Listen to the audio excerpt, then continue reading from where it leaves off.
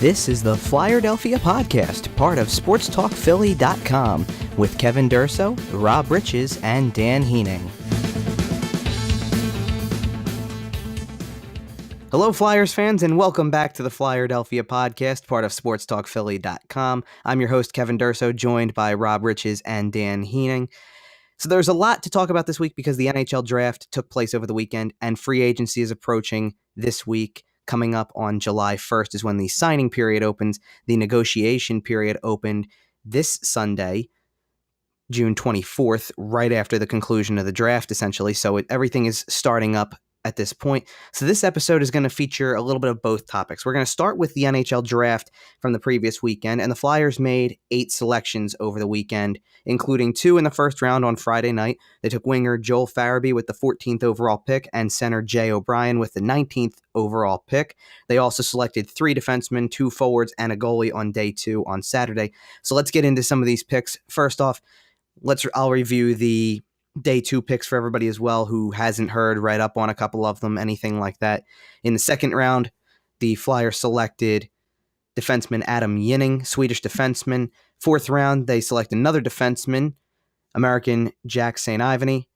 Fifth round, the Flyers had 2 picks. They selected defenseman Wyatt Wiley and goaltender Samuel Ersson. And then in the 6th round, they went back to forward at that point. Gavin Hain was the selection in the 6th. And in the 7th, they had 2 picks. They traded the first one to Montreal for next year's 7th round pick, very similar to how they acquired the second pick in the 7th round for this year. It was a trade with Montreal the previous year. So they essentially sent the pick back to Montreal and got next year's pick. With their other 7th round pick, they selected Swedish forward Marcus Westphal. And let's just get right into it, guys, and just give our thoughts on some of the picks here from this weekend and kind of the overall picture of the class. And one of the things that stands out right away is the fact that there's not a Canadian-born player as part of it. There's only one player out of the group that is playing in the CHL. That's Wyatt Wiley. He's part of Everett in the WHL. He was a teammate of Carter Hart's during the last couple of seasons. And other than that, everybody is either part of the U.S. development program or as a Swedish player. So they were playing predominantly in either Swedish juniors or the SHL. And realistically, that's kind of a different look for the Flyers. I believe I had seen that's the first time in franchise history they came out of a draft without a Canadian-born player. But I kind of have a theory to the reason that this happened. And I want to see what you guys think about that, and then we'll kind of discuss some thoughts on the picks themselves. Because I gathered that to a lot of people, while this is Ron Hextall's territory and he does well in drafts and things like that, we've seen in years past the Flyers come out of drafts and people be instantly impressed with what they were able to do with 8, 9, 10 picks in a draft at any given year and get players who are regarded as high-impact players, lots of upside, things of that nature. The draft class on paper and from the 2018 draft was not nearly as impressive as it was in years past. And now my thought with that first off is, I think that's because you knew coming in you weren't getting a Nolan Patrick this time around. You hope you can find a Morgan Frost type in this draft, but you won't know that answer until next year at the earliest, potentially 2-3 years down the road. So it's hard to sit there and say it wasn't a success. You don't know that answer for years, but at the same time, you came out of this draft and you went, I'm not sure what to think about the group as a whole, especially the day 2 picks. There wasn't that standout guy, that guy that people felt was a big value pick. There's a couple on the list, and there's guys who need to work on things to become those players. But I don't think that was an emphasis of this draft class for the Flyers. I don't think they were out there necessarily trying to find players who are on the fast track to the NHL here. I think they were looking for mid-round value, players who need development and can be molded into the types of players that will work in the NHL for them. And more than anything, one of the important things to me that came out of it, when you look into how draft picks work and the rights to players works out of the draft, there's time in this class. I wrote about this on Sunday on the site, that in wrapping up the whole draft and the weekend for me, there's time for this class, time for development and time to make decisions on these kids, because any of these players who go into the college levels, and four of the draft picks are college players or committed to colleges, you have a 4-year period where you control their rights and have their rights. And if you don't sign them by June of the following year, for the year following their senior year of play and their senior season, then you lose their rights and they become free agents down later that offseason. European players also have a 4-year timeline where they can be signed. So 4 of your 5 American-born players who were picked and all 3 Swedish players have 3 to 4 years where you can let these guys mold and develop, and you don't have to sign them to entry-level deals yet. And I think that's a big thing, because when you look at how Ron Hextall and the Flyers approached the 2017 class, you had to sign Nolan Patrick right away because you expected him to play for you right away. You instantly jump on guys like Morgan Frost and Isaac Ratcliffe and get them signed quickly. By the end of the year, there were more being signed. It was Matthew Strome, I think, got an entry-level deal. You saw Maxim Sishko got a deal. And these guys are signing their entry-level deals, and it was more than half the class was signed by the time you got to the end, by the time you got from draft day of 2017 and draft weekend of 2017 to even approaching the 2018 draft. So within 12 months, easily, you had a lot of these players as part of your future and signed to entry-level deals. I think the pressure is off here. I think it's an ability to look into everything and figure out what you think you've got from these kids, and not having to use a contract on them within 2 years to really establish that. So that's my take on it. I think there's a waiting period, and it doesn't have to be the most impressive looking draft on paper. I will say this. I was thrilled with the Farabee pick. That was the guy I had as a target for that pick from really the beginning of putting some things together and thinking about players who were going to be there around 14. So I was thrilled with that pick. I think he's got the potential to be a solid offensive player in a top 6 role. And not only that, but I like that they addressed it. They kind of addressed the winger, a natural winger out of that, as opposed to taking a guy who is a center and doing what they did with say Travis Konechny. And Konechny's drafted as a center, but he can be converted to the wing and he can turn into more of a scoring winger, or the guy who has potential to score goals as a winger. This is just a straight winger, and I like that. I like the fact that he's a natural winger. I thought that I wasn't as impressed with the O'Brien pick at the beginning. And the more that I read up on him and the more that I saw of him, the more that I'm thinking, if it all comes together, the way that, look, I'll come out and say this from the year before. When Morgan Frost got picked in the first round, you didn't think that was who the Flyers were trading up to get. And you kind of wondered why they would trade up to make that pick and what did they see in this kid. There was even kind of a question of, who was he? He wasn't a guy who was getting first-round ratings. So when you're looking at guys in the first round, and not to mention, you had one pick prior in the first round, and it was going to be used on either Nolan Patrick or Nico Hischier, whoever was left at second overall pick. You weren't thinking late first round and wondering who could slip in there. So hearing Morgan Frost's name was kind of a surprise at the time, but then you saw him play in the OHL with the Sioux Greyhounds, and you're looking at his last season and going, how did he not get taken higher than that, possibly? What left him there that the Flyers knew that was the time to swoop in and grab him. So I think that's the goal for a guy like O'Brien. And then the rest, there's nobody who really stands out. I did think that Wiley was a good value pick in the 5th round, just because I had seen rankings that had him more of a 4th rounder type. I liked some of the things I read on St. Ivany, and I liked some of the things that I saw about Heyn as well, just because of the fact that he's in that same development program and played a different role, but he's in the development program and he was around some talented players and guys who were really high picks in this year's draft who got, they're all under the same coaching staff. So that to me gives me hope that from learning from similar players being around him and from coaches that were teaching all these players and helping mold them in their draft year, that he's got some potential. And I did see some good things on the Westphal pick as well for a 7th rounder with that much SHL experience.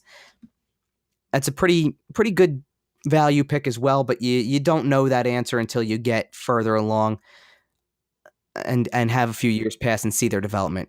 Guys, what did you think of the way that this draft went down, the 8 picks that came across? What's your takeaway from this year's draft? I don't want to say that I'm not confident in this draft. I think that Ron Hextall has certainly earned confidence by now. I mean, obviously, if say hypothetically, we're talking the Islanders draft. I mean, they're the clear and away winners of the draft. I don't even think that much can be disputed right now. But regardless, I still think that the Flyers did come away with a pretty decent haul. It's one of those things where, obviously, as we all know, the NHL draft is not an exact science. There's all sorts of you have these players that are still young, that are still developing, that could really just kind of come out and impress you like Morgan Frost did last year. The one pick that I really do like, I do think is pretty savvy, is Wiley. That's because, as you alluded to earlier, Kevin, that he is a teammate of Carter Hart's out in Everett. So it's one of those things that when these guys are able to make the leap to the NHL level within the next couple of years, that familiarity right now at the junior level is going to go quite a long way. So it's definitely something I like to see. And there's also a lot that I've seen about how the U.S. National Team Development Program. This is one of the stronger development programs that they've had in recent years, and that's been reflected in the amount of kids that have gone on to become drafted, not just with the Flyers, but Matthias Samuelsson as well, for example. And it's at USA Hockey. They have right around this time last year, they hired a new executive director, Pat Kelleher, and he's been preaching the importance of development and growth. He really wants to help grow things. He wants to help players grow. He wants the game to grow. He's all for growth, and it's one of those things, and that's immediately reflected in a very strong national team development program. So for the Flyers to go there for a good source for the draft is something that I like to see, and something that I think is pretty interesting. Well, for starters, Kevin, I have to agree with what your assessment of what this draft was. It definitely was a pipeline type of draft because Hextall said it before. They need to replenish. He said it about the defenseman, but they needed to replenish kind of everything and just make sure that there's something coming in later, not right now. Because as you said, Nolan Patrick was going to play. And so they needed just to have guys that are, and then they have guys like Shane Gostisbehere and Ivan Provorov, Robert Hagg, and Travis Sanheim, all up with the big team, all playing at certain intervals or the entire season. So you need guys to just be in the pipeline, just to potentially come in case you lose somebody, you can't afford somebody, or if they just really, really pan out and make other players expendable. Because one of the things about the draft is you need assets. And if some guy turns out to be really good, but you don't have any room for him, you can trade him and get something in return that can fill a weakness. So far as this draft, I was actually really happy that the Flyers went with so many Americans because it seemed like USA Hockey was something that was like a trend that the Flyers were not jumping on immediately. There's a lot of players in the National Hockey League right now, elite players that are American, and the Flyers didn't really seem to be interested in looking at them. They might not have been in the position to get them, but guys like Johnny Gaudreau, Austin Matthews, Jack Eichel, obviously 2 out of those 3 names were really high draft picks. And so if you make it, it's not like a concerted effort, like let's draft Americans. But when you can go after a couple of American kids, you have that built-in development mechanism that is college hockey, which is a really good and underrated mechanism for developing kids. And you have 4 of them. You have Joel Farabee going to Boston, which is a really good program. You have Jay O'Brien going to Providence, it's a program that's won a national title in the last 8 years. You have Jack St. Ivany, who's going to Yale. They've won a national championship in the last 6 years or so. And then you have Gavin Hayne, who's going to the University of North Dakota, which is widely considered the Alabama of college hockey. And for those of you who don't get the reference, Alabama is great at college football. So when you get on that and you can have those extra pieces that are just going to not only develop later on for down the road, but develop at really, intense places to play hockey. Like North Dakota plays in the NCHC, which is, you're going to come out of that either battle tested or you're not going to come out of that conference at all. So it's good that the Flyers are actually trying to invest a little bit in USA hockey, because it's a trend that I've seen a lot of teams jumping onto, and not so much the Flyers. And in this situation, I think it's something that, it's not the most impressive draft, but it's definitely something that can, work out for them later on, especially if these kids develop in college, which, even if one or two develops really well in college, it'll pan out. I want to touch on something that each of you guys said here. And I'll start on Rob's side because Rob said his piece first here. And say that, first of all, I saw a lot of people who talked about how, with the way that the first round went, that the Islanders pulled the wool over the Flyers' eyes here and did something again and took something away from them, whatever. The board falling is the way the board is falling. Like I saw somebody try to say that Ron Hextall wasn't prepared to make a deal to get up when he saw players falling because everything kind of was out of whack at the start, and something, one pick that is kind of off the board threw him off and he didn't make a trade. That's ridiculous. There's nothing about that said Ron Hextall was not in a position to make a trade if he wanted to. The bottom line, with no trades being made this weekend by the Flyers and very few being made across the league, period, aside from a couple of pick-for-pick deals that were made on occasion, and I don't believe that there was only one, I think, that was made on night one in the first round. I think the rest were all day two deals. Everything about that was just following the trend of where everything's going here. I'm with Ron Hextall on this. You're not going to make a deal, especially a bad one, because you're in a position where you can make a deal. So forget the idea that he wasn't prepared to make a deal. He was not going to give up whatever the asking price was to move up 2 spots in the draft, or 2 or 3 spots in the draft, I'll say, because when the Islanders got on the clock at pick 11, you have Oliver Wahlstrom on the board, you have Noah Dobson on the board, and they're two players that fit the mold of what the Flyers were looking for. To me, that doesn't matter, because you know what? If you weren't able to strike a deal with anybody at that point, you still weren't getting those players, whether they were taken 11th and 12th or 5th and 6th. It doesn't matter. So is it one of those things where you look at it and you go, yeah, now they're in a divisional organization? Sure. That's a part of it that is disappointing and that is frustrating, is that other teams in the division clearly did manage to do some things that made them better this weekend. No question about it. I thought that the Islanders had a tremendous draft in terms of just being, from the first round on, they had a great draft. I thought the Rangers did a pretty good job with, I thought Kravtsov was a little too high for my liking, but it was still a good pick. And then trading up to get Keandre Miller was a good move for them as well. So they did good there. And then you look at teams like, I thought Pittsburgh had a really good day too. They didn't even have a pick in the first round, but they come up in round 2 and they start getting value players who weren't expected to be there, and adding really good players in that respect. In fact, they ended up picking, Pittsburgh did, a right-handed defenseman, Callan Addison, who I thought should have gone to the Flyers at 50 instead of Adam Yinning. And it's nothing against Yinning. I thought that the Flyers would not try to play that card, or that clearly the pick of Yinning was, in their own eyes, a BPA situation, a best player available situation. Because if you would have been trying to pick for need, I can't imagine that he was that far down on the board below Yinning as a right-handed defenseman that you wouldn't have made that pick if you were picking for need. So you're still trying to pick the best players available. All of that aside, one of the things that Rob talked about also was the pick of Wyatt Wiley and him being with Everett, and the fact that there's some familiarity there with the organization. That's one of the reasons why I really liked that pick, because down the stretch of the season, especially once the Flyers were out of the playoffs and you're going through that period where the NHL playoffs are still going on and not much else is going to be happening in the league because of it. Well, Wiley was still playing with Everett and Hart was still playing with Everett, obviously, because Everett's making a playoff run. They're going through the WHL playoffs and making noise. They're really playing successfully. And I'm keeping track of these games and I'm following them for Hart's numbers and to see how he's performing. And Wiley's name was coming up a lot. You know, he was having a really, really strong finish to his season. He didn't have the best start. He wasn't a notable player early on, but he closed really well. His second half of the season was very good.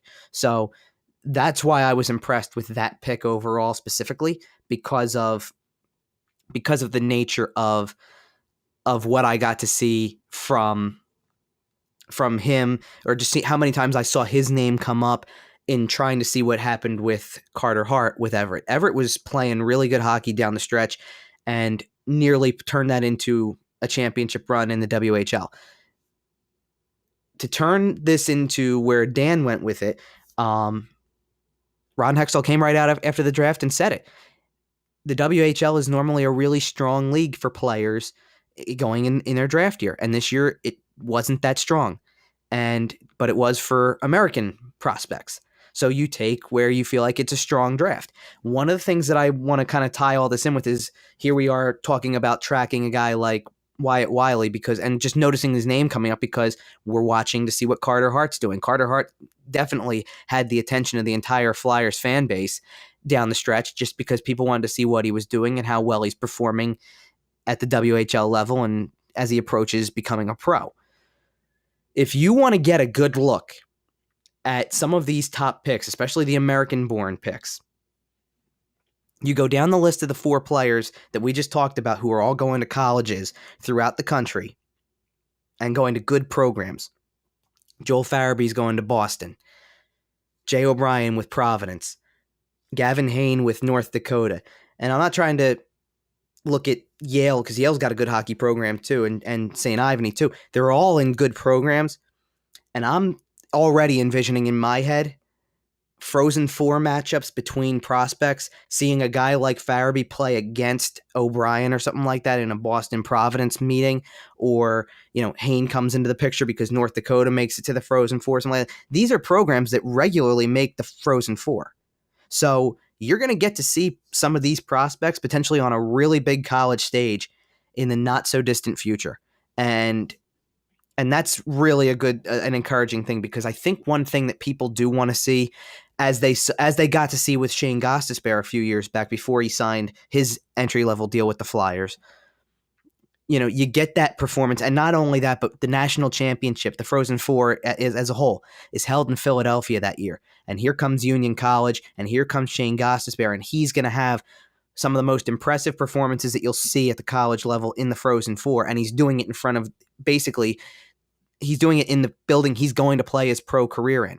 And to see that is a really cool thing. And to see that was a big reason to get excited about him coming up, because you had a way to watch him that there's an easier way to get access to watching a guy like that. It's harder to do, it's hard to watch Carter Hart, not in the sense that like it's hard to watch him, like difficult to bear and understand and to see him perform. There's no way to get access to it. There's not many ways to get access to it, I should say. And you definitely don't see games of that level broadcast nationally where you can easily access it. So you want to see what these kids are capable of. It's why next year Carter Hart playing for the Phantoms is going to be a big thing for Allentown as a whole, because you're going to have people who are flocking to PPL Center because they want to see Carter Hart. And they want to see Carter Hart play in these pro games. So it happens when you get these top prospects and you put them even in the minor leagues, or give people a chance to see some of these players. It's really exciting to have that opportunity. And with the college game, it hasn't really been there for the Flyers in past years and throughout the whole process that Ron Hextall's been going through in building this team. But now it is. It clearly is now. You're going to have Farabee playing for BU. You're going to have O'Brien playing for Providence. You're going to have Hain playing for North Dakota. You're going to have St. Ivany playing for Yale. And let's not forget about, we just mentioned, we talk about how Shane Gostisbehere came out of Union and had a big thing and stuff like that. Let's not forget Alex Lyon came out of Yale too, undrafted, but came out of Yale. Another guy who's going to a program where you have some kind of familiarity there, and just things like that. It was like seeing Wiley be a teammate of Carter Hart's for the last couple of seasons. There's at least something about the program at Yale and the fact that Alex Lyon was a part of that. So I think all of those things come together, and the fact that you'll have the access to potentially see some of these players because they're playing on a college level really says a lot, and it's something to get excited about. I think at least the first two have pro potential easily and just need to put it all together and figure it all out. Farabee's definitely got a little bit more of a path to the NHL at this point than O'Brien does, but that's not to take anything away from O'Brien and how he rose through the draft ranks and got himself into first round consideration and was taken in the first round. And now it's a matter of seeing what he can do with his time at college to build up his skill set and to build up physically and become a player that becomes a real part of this team's future. Let me add too, Kevin, that with St. Ivany being going to Yale as a Yale commit, he plays regularly. They're going to play regularly Princeton, which is a stone's throw away from Philadelphia. So if anybody's interested in watching these players, if they're anywhere close to, Princeton's the closest you're going to get to Philadelphia. So if they're playing Princeton in Princeton, you can easily just check these kids out for like, $20-$30 for a ticket. It's actually not that hard. And 3 of them are, relatively driving distance, like obviously Rhode Island, Massachusetts, and Connecticut. It's not that close, but it's a lot closer than flying out to like North Dakota or something to catch a college hockey game. Yeah, and you know what else too? One thing to throw out also is that when the NCAA tournament rolled around last year, there was a regional that was held at the at PPL Center in Allentown too. So there are rinks in the area and arenas in the area that look to be hosts for that kind of stuff as the tournament rolls around. And I'll even throw in there too. I've been over and watched a game. Unfortunately, it was at a time when Princeton was playing Dartmouth, I think, so it wasn't against Yale. It would have been nice if it was against Yale or Harvard, because at the time the Flyers had 2 goalies. Lyon was playing for Yale at the time, and Merrick Madsen was playing for Harvard. And if it was against either of those, it would have been nice to actually feel like I was doing a little bit of homework on one of them while I was at this particular game. But still, it's a nice arena, and it's like Dan said, it's easy access, and you can go, and it's cheap entertainment for you for sure. And if you get to see one of these kids in the process, that's even better. So I'm right there with you. It's cool that it's that close, and definitely something to keep an eye on. And I believe the PPL Center will have the regionals for this year as well. I'm not certain on that, but I believe that's a regular thing, because Penn State's had quite an impact so far in the Big Ten in college hockey. So I believe that they'll have another crack at hosting the regionals again at that venue. Yeah, I'm trying to look into that right now just to see if I can find anything about it. I know I see that it looks like the 2019 Frozen Four is being held in Buffalo. So that right there also gives you a potential place. It looks like PPL Center is hosting the Midwest Regional in 2019. It's the last weekend of March, I believe that would be. Now, the Midwest Regional, I don't know if it's going to produce many of the players that we're talking about here. I believe when that rolled through this past year, I know Ohio State played at PPL Center, and Ohio State has Tanner Lashinsky as one of their players. And there can always be some chicanery in there, because every once in a while there's so many Massachusetts teams, New England teams that make the tournament. They could very easily just get shifted over there, and there's always a little bit of how in the hell is Providence hosting the regionals when they're like the 4th seed or whatever. So it always fluctuates. So you never quite know. We're kind of getting ahead of ourselves with just trying to predict or like who could possibly play there. But it is something that, if you're interested in checking out how some of these kids develop, and the stars align and the planets align, excuse me, that's the expression. And you can get to out to see one of these guys. It's very easy. And when the point I was trying to make too is, since they're in the same league, same conference as, Princeton, they'll be Yale will be around at some point. Yeah. Now it looks like the regional that we were talking about, Ohio State was the top seed of that particular regional group. They also had Princeton, Denver, and Penn State in that regional last year. It doesn't really look like it means a whole lot. It looks like they just try to pick a top seed to be that kind of marker, because Penn State would probably be more of an Eastern type of thing.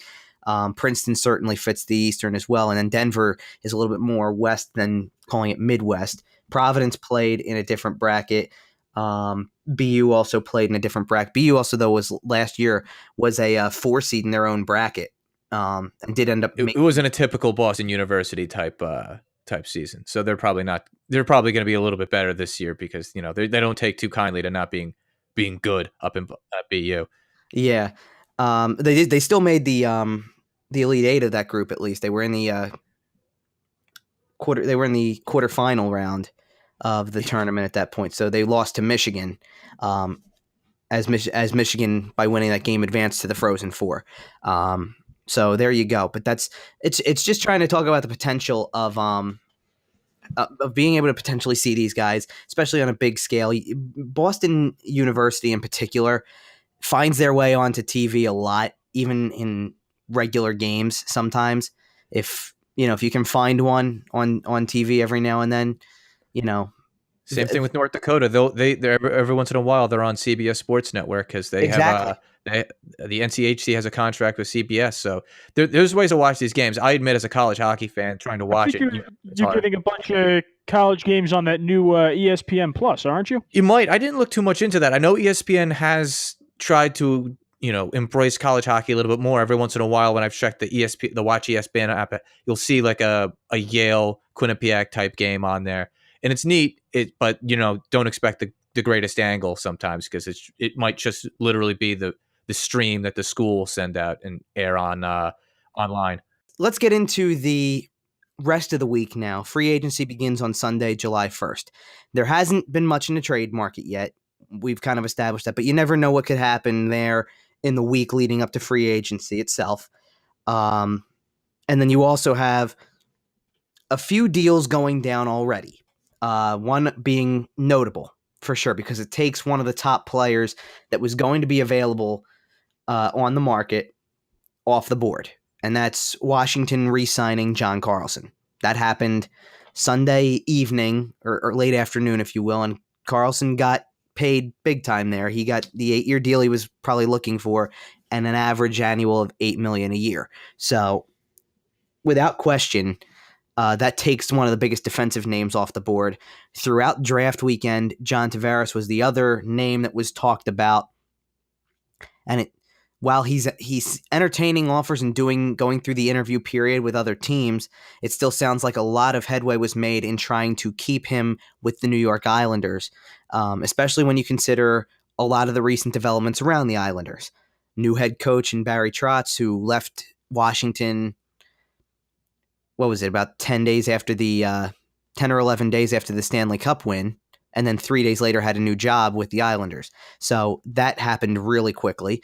Lou Lamoriello, being part of the Islanders organization now, has kind of taken the steps at this point to make everything work out so that Tavares would want to stay in with the Islanders here at this point. And you look at the type of draft that they just had, as we were talking about previously, and the fact that they really, really picked up a lot of key pieces for their future, that might be enough to try to entice Tavares to stay with the Islanders, and that would take the biggest forward on the market, or perceived to be on the market, and the biggest defenseman perceived to be on the market right off the board before we even get to the middle of the week, let alone Sunday. So let's get into the actual portion of where the Flyers fit into this, because what should their goal be out of free agency? Ron Hextall has come out and kind of talked about adding a top forward and a veteran defenseman. Those were his words. He said if we have a wish list, it's to add a top forward and a veteran defenseman of some sort. So how does he go about trying to do something like that? Or is this something that just it may have to wait for him? What do you guys think?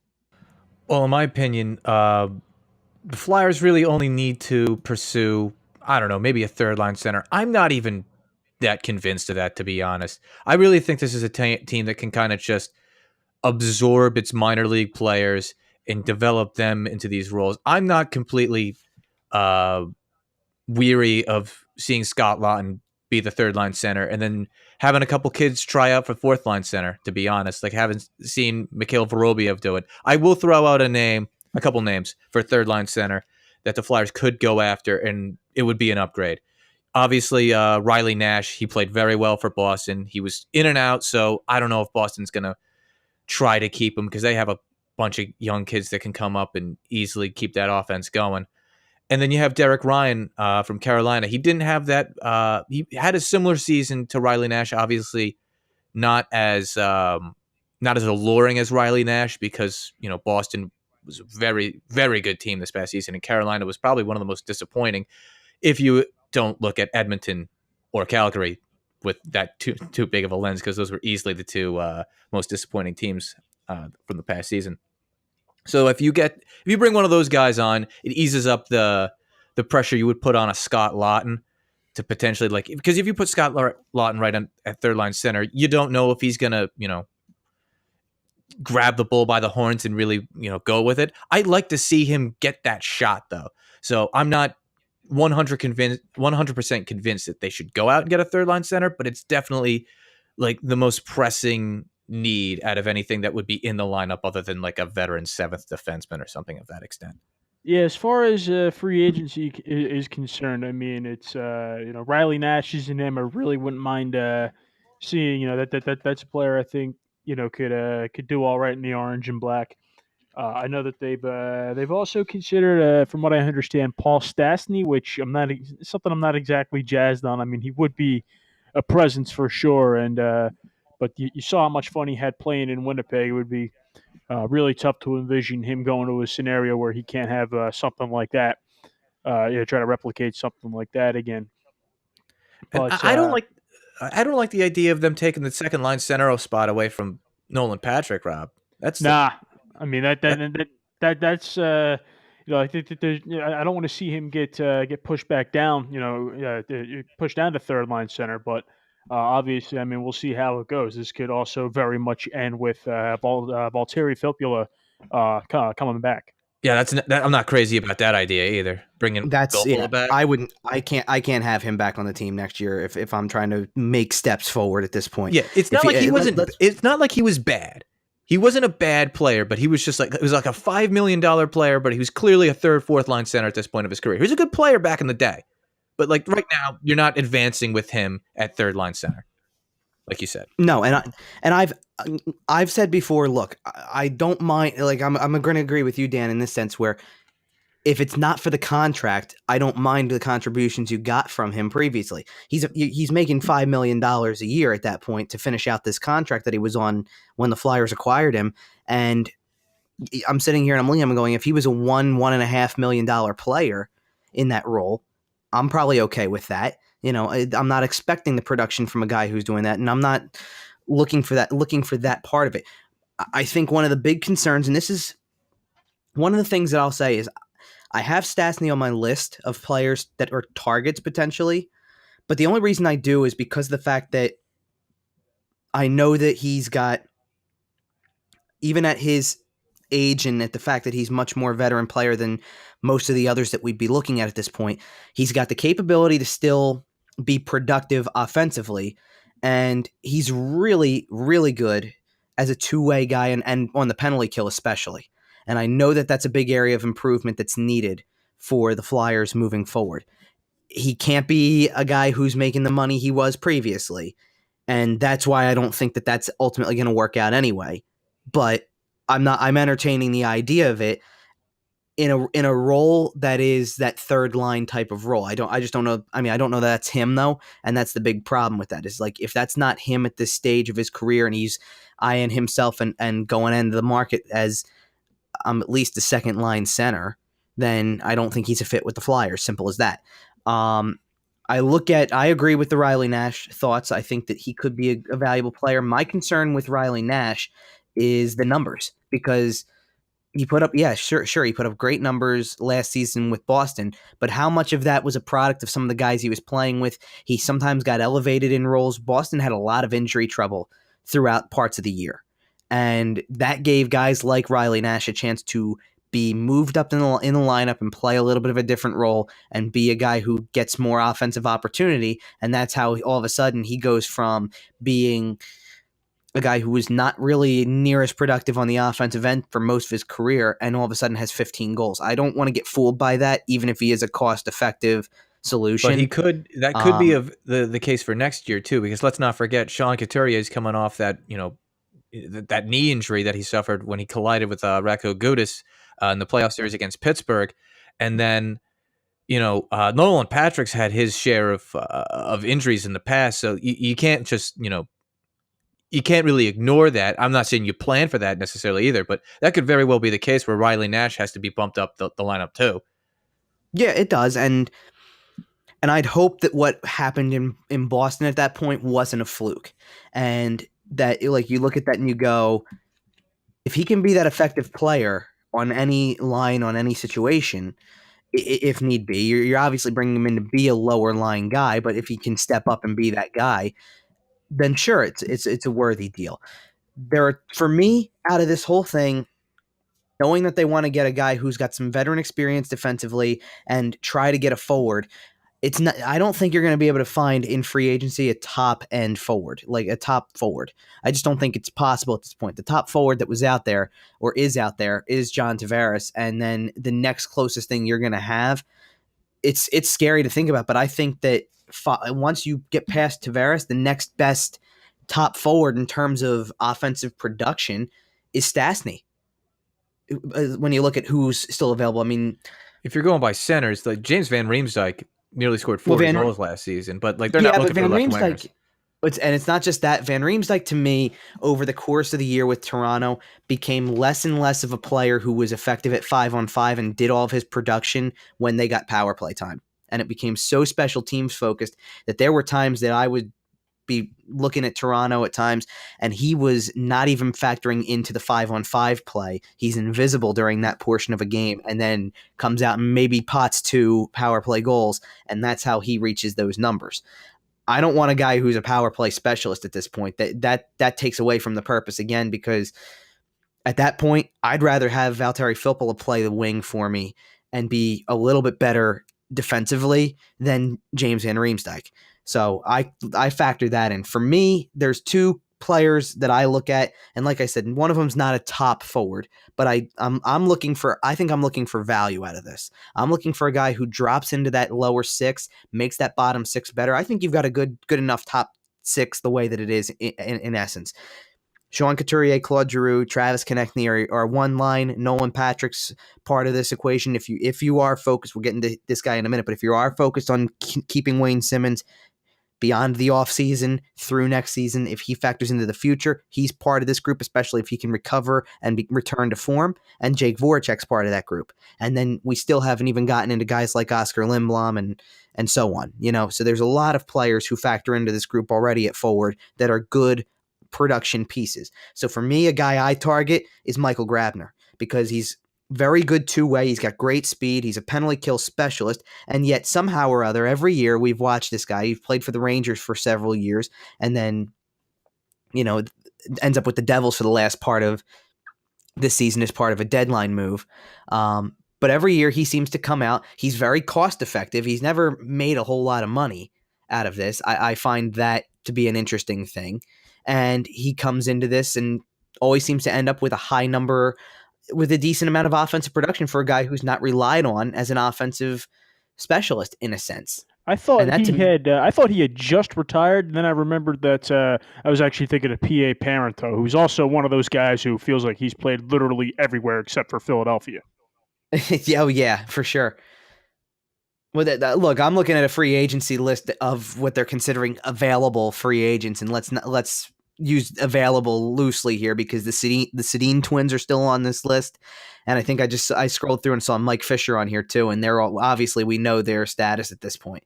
Yeah, so, Mike Underwood is somebody who as much of a veteran presence as he could be. It's I don't know if he's the best fit. Is this some new player we've never heard of though? I'm just showing some respect. I'm right there with you. I understand. But back to Grabner, and in fact, like last year, Grabner as a whole had 27 goals, and it's like sometimes and I'm not trying to sit here and say that he's that kind of a production guy, but I think by accident he's a guy who ends up scoring 15 a year just because he gets himself in good situations. When he gets himself in good situations, when on the penalty kill to be able to score shorthanded goals, he's out there. He might get goals. What's one of the things that you can look at with the Flyers and go, you know what? You get down to the last couple minutes of a game, you're up by, let's say you're up 3-2 in a game or something like that. opposing team pulls the goalie, and the Flyers go out there and they cannot find a way to get an empty net goal because they just kind of sit back. They don't really put pressure on the other team, or if they do it in a way where it's more like they fall into that kind of situation because they're so tired in their own zone while the other team relentlessly pushes for the tying goal. In this case, you get a guy who tries to effectively either get the puck out of the zone or uses his speed once he gets control of the puck to move up the ice quickly, finds a way to do things like that. I've seen Grabner. I mean, I'd love to know the number of empty net goals Grabner scored over the course of, say, the last 3 years, because it's got to be a high number. And I just think that that's a guy who has a lot of value. His last contract was a 2-year, $3.3 million deal, which was an average annual of $1.65 million. Even if you up that to say something like 2 years, $4 million, 4.5, you can even give him an average annual with the way you have cap space right now at $2.5 million to be a third line forward with the potential to be a penalty killing specialist and still be effective enough to score a few goals for you. And I think that you're getting some value out of this. Now, if you want to look at goal scoring and try to find a guy who's maybe a little bit more of a scorer and not a guy who fits that penalty kill specialist mold, I would sit there and say that Thomas Vanek's a guy I'd look at. Yes, he's an older guy, but I think you're looking for short-term players for now who fill needs until you can get kids up here into those roles effectively. Vanek is a guy who you can stick on the power play for sure, and a guy who, again, is relatively cost-effective. His last contract was a 1-year, $2 million contract.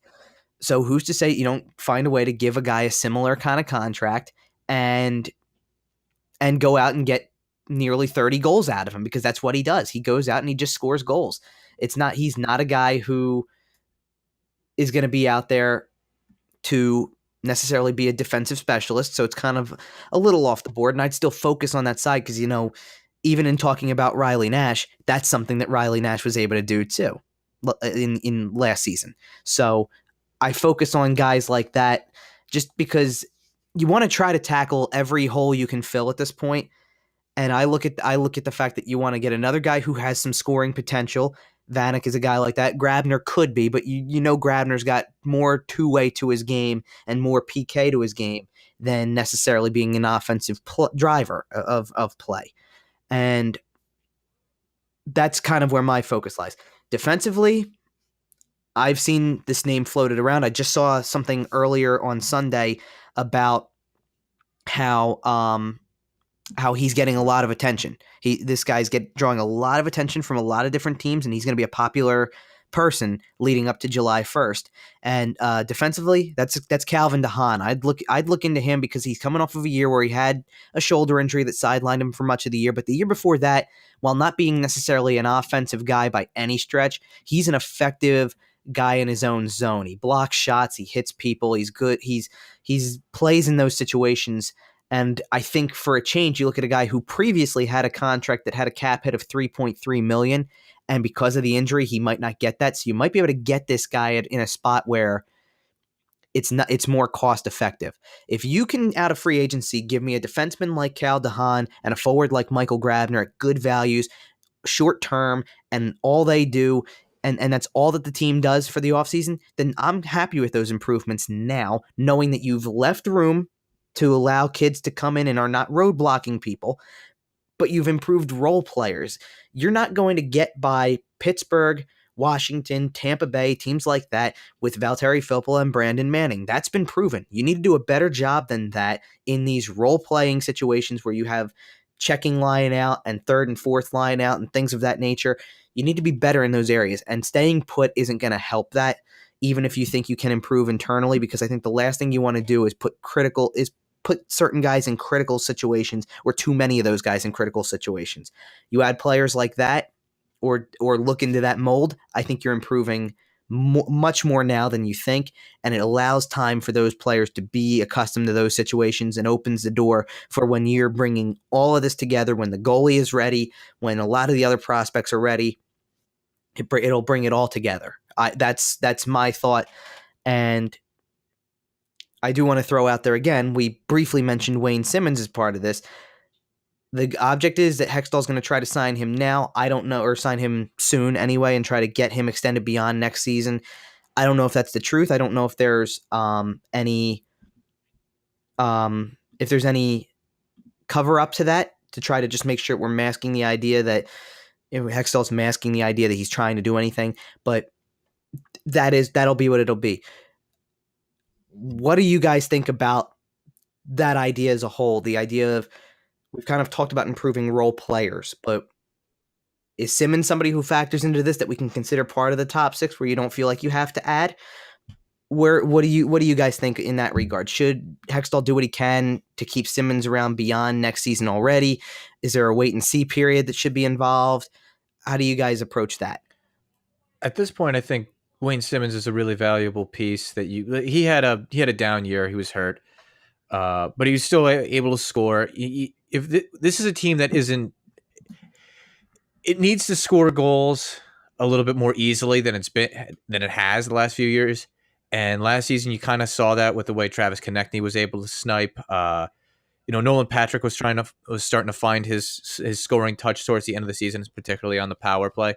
Keeping Wayne Simmonds is kind of, I don't know, it's like a double-edged kind of sword, whereas he's definitely one of the best power play weapons you can have, but you can definitely see 5-on-5, he's not the same player he was maybe a couple seasons ago. But at the same end of that, he's one of the more valuable veteran leaders on the team. And do you want to let one of those guys go, even though you probably are sure that his best seasons are probably behind him, because he's a power forward. He takes a beating, and he's not even, particularly burly. He's like a smaller, more compact type of power forward. He's just really strong. And how much are you going to pay him too? Because he took a really team-friendly deal before, and now this is probably his last bastion to get paid. How much does he want? 5-6 million? Do you want to pay him 5-6 million even if he's not going to score you 30 goals anymore? Yeah, I don't know, and I want to throw out something else really quick too before we get much further with this too, and talking about Simmonds as a whole too, because one of the things we didn't mention at the top of this free agency part of the show is talking about, aside from mentioning Valtteri Filppula's name a few times, talking about guys who are free agents from last year's roster now. So Filppula is an unrestricted free agent. Matt Reed is, Johnny Oduya, Brandon Manning, and then there's a handful of players who are Phantoms fixtures in the AHL who may get re-signed to deals that allow them to be part of that, but you never know. Restricted free agents is much more of an interesting topic, and I'll bring this up for a reason as we move forward, because first of all, you're going to have to allocate cap space for guys who you need to re-sign from that group. Now, it's already been known that Peter Mrazek is not getting an offer as a restricted free agent from the Flyers. He's just going to enter as an unrestricted free agent, and that's going to be what it's going to be. That's the end of that whole situation in Philadelphia at that point. A pair of your restricted free agents are guys who have had enough NHL time that you know what you have to do in this situation. Robert Haig is one, Alex Lyon is the other. You're going to try to keep both of them around as pieces. Haig was really good and fairly consistent through a good chunk of his rookie year. And Lyon did fairly well when he was called upon to be a starting goalie, even though he got limited playing time in some of his call-ups. The rest on that list are Taylor Lear, Anthony Stolars, Danik Martel, Reese Wilcox, and Tyrell Goulbourne. And those are guys who are more or less Phantoms players, who, Lear being maybe the exception there, because Lear was up with the Flyers, I think, almost the whole year and just never really cracked the lineup much. The others are guys who have been fixtures with the Phantoms, and you might just bring a few of those guys around. Stolar's got some NHL time, but obviously the surgeries that he had and the recovery from his knee injuries in the previous year were almost a season-long thing last year. So this is kind of like a year where you go back into a developmental setting and try to become what you were and see where you fit into that picture. But bottom line is there's not a whole lot for them to do with players who have contracts who expired this year. What they do have is next year contracts that will be running out. Simmonds being one of them as an unrestricted free agent, but a lot of restricted free agents who are They're vital going to to this have their team. contract. Exactly, and they're big parts of the future, but they're guys who are going to need new contracts next year. When you look at next year's list of unrestricted free agents, you kind of, for the most part, you're going to be doing a lot of the same thing you're doing this year. Wayne Simmonds is probably the big exception, with the maybe the only other one I can see that draws a whole lot of consideration is that you have both goaltenders, Brian Elliott and Michael Neuvert, who will be unrestricted free agents after next season. And by that point, you might have to make a decision as to which one is the veteran who sticks around should both play this season with the Flyers if there's not a deal made. Yuri Laterra is an unrestricted free agent. I'd have to imagine. Gone. Yep, I'd have to imagine that he's in the same situation as Filppula or Reed from this year, where you got kids knocking on the door and you're not going to roadblock them with somebody like that. I can understand to an extent why you're not going to give yourself a buyout situation. Okay, fine, but next year when you don't have any reason to keep him around beyond next year, he's gone. Bottom of the list, there's a couple Phantoms players, not even going to get into that right now. And then you have Jordan Wheel and Michael Raffel, who are both on there, and they will be interesting discussions as well. Wheel's only going to be 26 through that period, or is only 26, I should say. So he'll be in an age group at that point where you're looking at him still being at a part of his career where he could be a valuable player, but he barely. He missed a lot of time this year, didn't play a lot of the time this year. So that makes a difference. And Raffel being a guy who, similarly to Filppula and Reed and guys like that, maybe is a valuable player, or maybe had some value, I should say, but doesn't fit the picture anymore. Then you go to that list of restricted free agents and you see what kind of work you have to do next year. And you realize that your restricted free agent list includes names like Ivan Provorov, Travis Sanheim, Travis Konechny, Scott Lawton, Carter Hart, Mike Vecchione, Phil Myers. See where we're going with this? You're going to have to start to $6 million Yeah, straight to Ivan Kubela's on Provorov. Just wire it to him now. Hopefully he'll take it. Just give him the money. just go rent a U-Haul or a budget truck, Penske truck, or you go to Home Depot, $20 an hour, what have you. Just load the bed of it up with as much cash, as much unmarked bills as you can. Go to Provorov's driveway, back it up, and just unload it. I mean, anything you can. Chain him to the Walt Whitman Bridge if you have to. Well, here's what I'll say about this part of it too.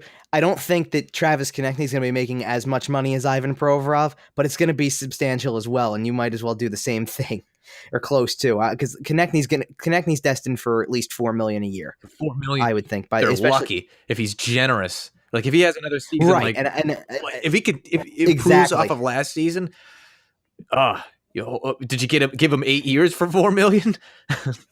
Right. Well, and I'm saying that after just this year, if he progresses any more in the offensive production area, well, yeah, then you're looking at much more. Then you're looking at probably bare minimum 5.5 AAV at that point, if not more. And then again, that might be generous.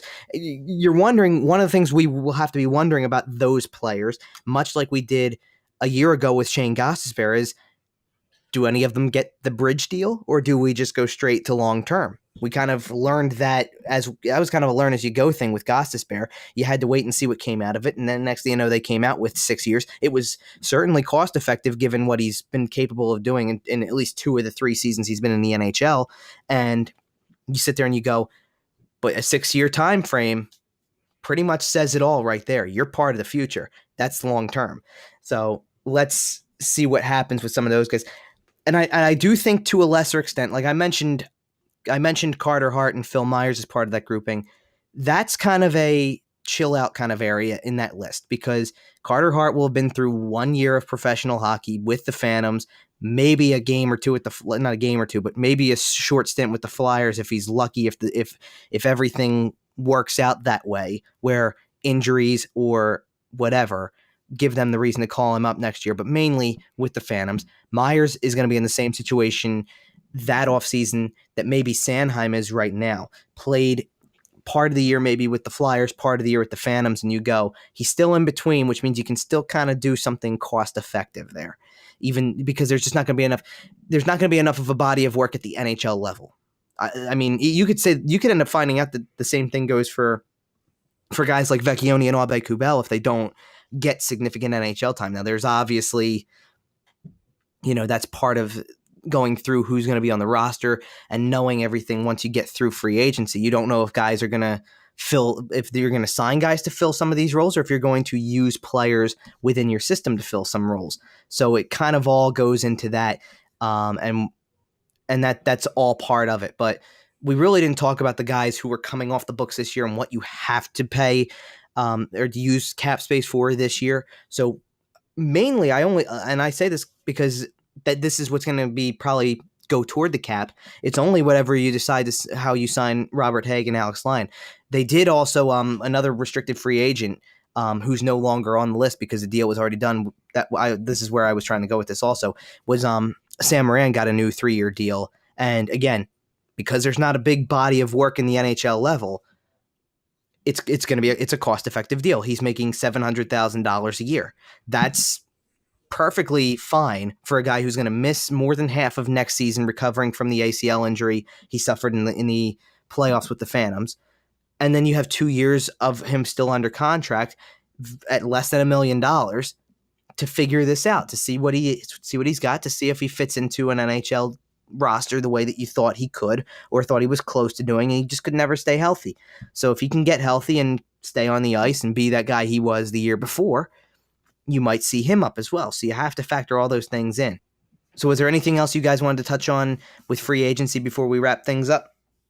Well, you pretty much covered what I was going to talk about. Like, not only just to piggyback on what you said, the year after that, so 2020, 2021, that offseason, you're going to have to pay Nolan Patrick and Oscar Lindblom as well. So it's probably best with this kind of crop of free agents that you don't go nuts. You don't go after, like, we've already shot down James Van Riemsdyk. John Tavares isn't going to happen. Don't overpay some player and give him term when you're already kind of, considering Wayne Simmonds, re-signing him, and you have a lot of young kids that are going to be staples for this franchise for years to come.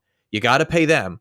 So it's probably better for this offseason. I know it's not sexy. I know it's not what Philadelphia fans want to hear or see, but it's probably better just to, maybe take a knee or just be responsible and get like that third line center or that third line winger and just move on. It is kind of funny how there are some of those people that are like, oh, going after these big name free agents really handcuffed him financially. Good thing Hextall's here to dig him out of that. Now it's like a couple of years later in the here and now. It's why isn't Hextall going after any big name free agents? He doesn't want to make the club any better. A lot of hand wringing. There is, and to counter that, even though too, there's two easy reasons for that. One, the free agent market is not that good to do that. You're not getting a top line player, and if you wanted to make a trade for somebody like that, like Ryan O'Reilly's name was floated around, especially when once again as the draft weekend started and things like that. And the idea is, what are you going to give up?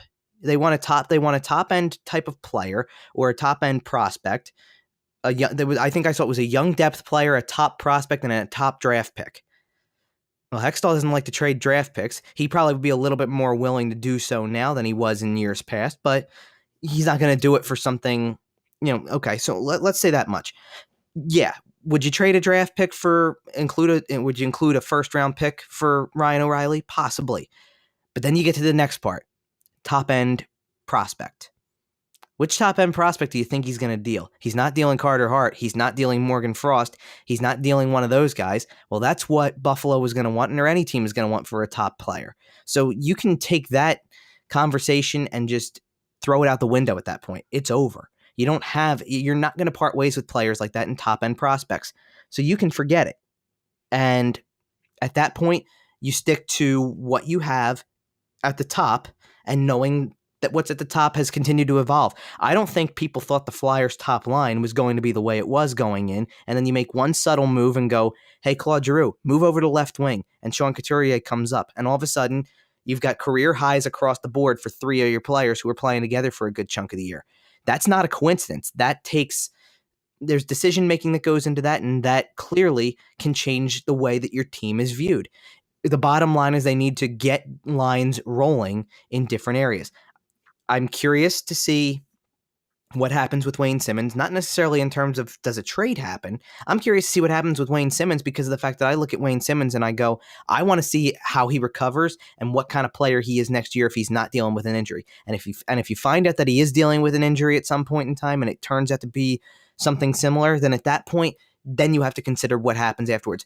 Then maybe at that point it turns into a missed opportunity to make a move now. But I don't know about that. I just don't know about that. If he's fully healthy for the whole year, what kind of production could he have? He's been a 30-goal scorer for most of the last few years at this point. And then last year was the only year he couldn't really reach that mark because of what he was playing through.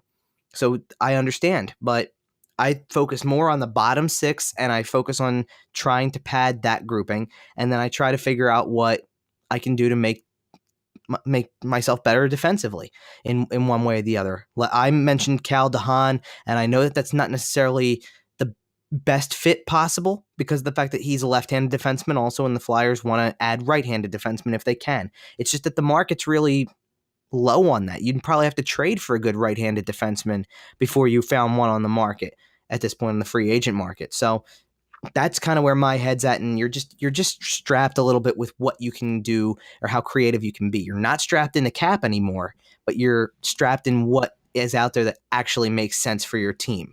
And that's where all of that really comes in. All right, so that's going to do it for this episode of the Flyerdelphia podcast. We want to thank everyone for listening. Be sure to subscribe to the podcast on iTunes and Google Play and subscribe to our YouTube channel. We will be back next week to review what happens throughout the course of this week with the free agency period, the interview period before free agency begins on July 1st, and then what happened in the first few hours of free agency and any signings that were made by the Flyers or otherwise, and take an early look at what the roster could be like for next season now that there will be, by that point, a little bit more clarity on who is still around or any newcomers to the team. So once again, thank you for listening. For Rob Riches and Dan Heaning, I'm Kevin Durso, and this has been the Flyerdelphia podcast on sportstalkphilly.com. This has been the Flyerdelphia podcast, part of sportstalkphilly.com, with Kevin Durso, Rob Riches, and Dan Heaning.